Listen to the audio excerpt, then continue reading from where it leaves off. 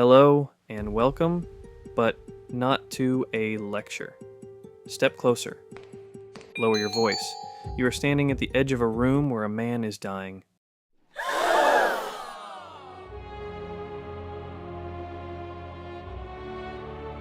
Oh, hi.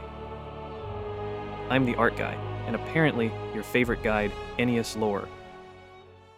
Before you is The Last Moments of Christopher Columbus by Claude Jacquin.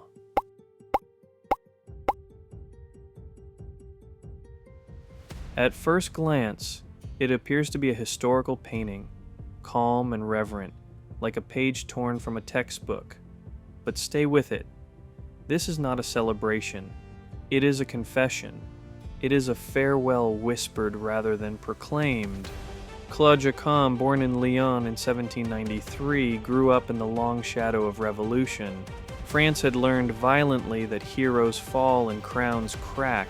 The Romantic movement shaped him, an artistic current, obsessed not with perfection, but with feeling, doubt, sorrow, longing. Jacquin did not paint history as victory. He painted it as memory, trembling and unfinished. And so in 1839, he chose not to paint Columbus as the bold navigator standing at the bow of a ship, arm outstretched toward a promised horizon. Instead, Jacquin paints him still, fading, human. Columbus lies surrounded by figures whose identities blur, companions, family, witnesses, or perhaps only the ghosts of those who followed him. His face is not illuminated by glory, but by a fragile, dying light. The brushwork softens his features as if certainty itself is dissolving. This is the first surprise. The discoverer of the New World is shown not discovering anything at all. He is looking inward, and then comes the deeper turn. This painting is not really about Columbus. It is about the moment when ambition runs out of time. By stripping away triumph, Jacquin forces us to confront the cost of greatness. What remains when the maps are drawn, the oceans crossed, the names secured in history books? The painting suggests an uncomfortable answer: regret, exhaustion, unanswered questions. Columbus, once mythic, becomes mortal. History exhales and the legend breaks.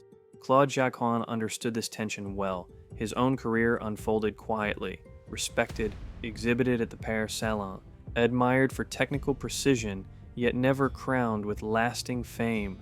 Like Columbus, he lived close to history, but knew how easily it forgets. Perhaps that is why this work feels so intimate, so restrained. It does not shout to be remembered, it waits. And now, the final surprise. As you look at the painting, it begins to feel as though it is looking at you. Its message is not trapped in the 15th or 19th century. It asks a timeless question. When the noise fades, how will we be remembered? Not for what we achieved, but for what we felt, questioned, or failed to understand.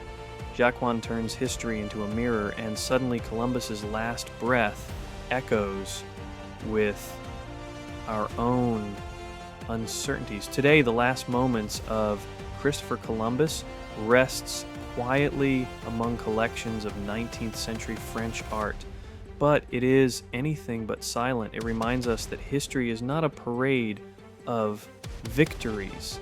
It is a collection of human endings, of lives lived forward and only understood at the very end. So the next time you stand before a historical painting, don't ask only what happened. Ask who was tired, who was afraid, who, in their final moment, realized the world was larger and more complicated than they ever imagined. Thank you for stepping into this moment suspended in paint and time. Until next time, keep looking closer. Some stories only reveal themselves when history finally stops speaking and lets emotion take over.